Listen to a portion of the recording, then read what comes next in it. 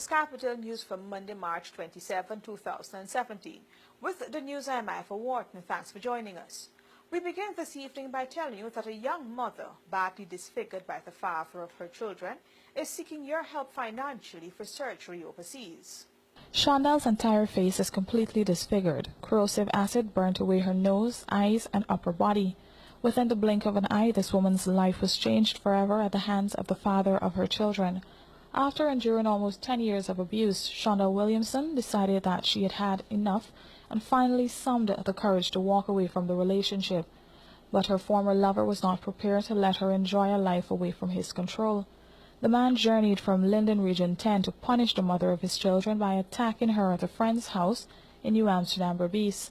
Williamson was full of life and hope for the future. She had just begun working and was caring for her 2 boys away from that toxic relationship when the incident occurred. The perpetrator, Alfred De Jong, also known as Natta Boy, committed the horrendous act while screaming, "If I can't have you, no one else can." Every time I leave it, I always move home back by my mother. And he would come and he would say he's sorry and he wouldn't do it again, and I would just forgive him because it's long now we're together and I don't want to leave him and go and get somebody else and maybe I'll end up into worse. So I just used to say maybe he would change, but he never did. So you walk me through what happened on that day when this incident occurred. The night I went out on the road and I was coming in back. When I made to the gate, I opened the gate, I went to the veranda piece, I stood there and knocked. I guess my friend, she didn't hear on the first knock. So I was standing there like this way and something was like, "Shondell, turn to your left." When I turned to my left, I saw him approaching me. I know it was him.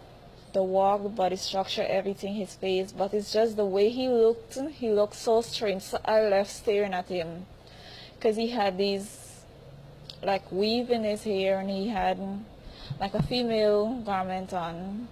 So it left me shocked, and so I just left staring at him. By the time I could do anything, he just threw, I don't know, the acid on me, the liquid.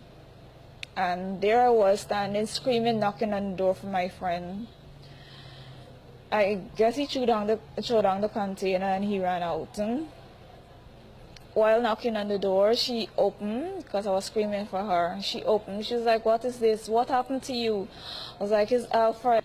Shondell was hospitalized at the Georgetown Public Hospital for 9 weeks, fighting to save her sight, which is now tremendously blurred.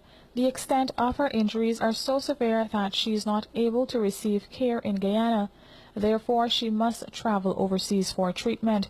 Despite her challenges, she intends on becoming an advocate against domestic violence and wants to help both men and women who are experiencing this prevalent social ill in Guyana. Since leaving the hospital, Shondell is being cared for by her family. She explained that the most painful part of this ordeal is the fact that her children are afraid to come close to her because of her state.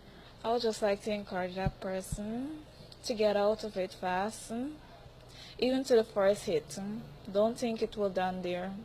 It will continue. Like I did, I was staying and say it will stop, but it lead to this. Just don't stay any longer. Just get out of it fast. Well, I'm grateful to she. Thanks to them. When I finish with this here, I just want to be out there to encourage my fellow young women, even to these gentlemen, if I could talk to them, just because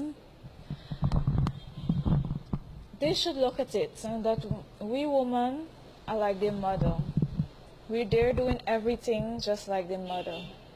We're there cooking for them, cleaning their clothes, washing their clothes, doing everything. It's just that we women please them in the emotion way, but their mother don't. So why, if you don't raise your hand to your mother, why is it you raising your hand to your woman? It's not good. Just stop it. You also said to me That you think this happened for a reason, that God has a plan. Tell me a little bit more about that. Well, indeed, I think God has a plan for me, so I can be a testimony to others.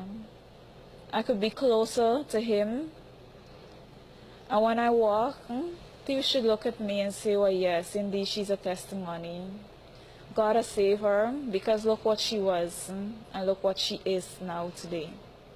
Non-governmental organization Save Enhanced Emergency Aid, SHE, has been able to secure treatment services for her at a top U.S. hospital where she will receive state-of-the-art treatment from some of the best doctors in the field.